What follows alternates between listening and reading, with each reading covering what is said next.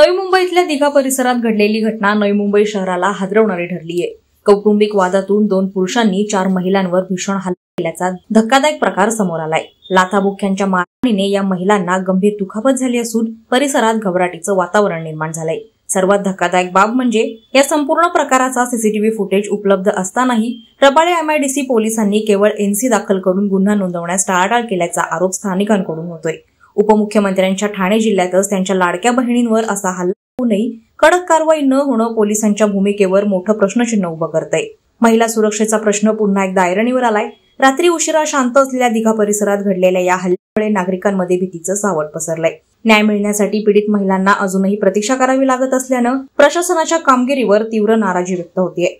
वादळवारा लाईव्हसाठी news bureau, Navi Mumbai. Navi Mumbai व रायगड जिल्ह्यातील ताज्या बातम्या आणि घडामोडींसाठी सबस्क्राईब करा वादळवारा लाईव्ह चॅनल आणि दाबा बेल आयकॉन।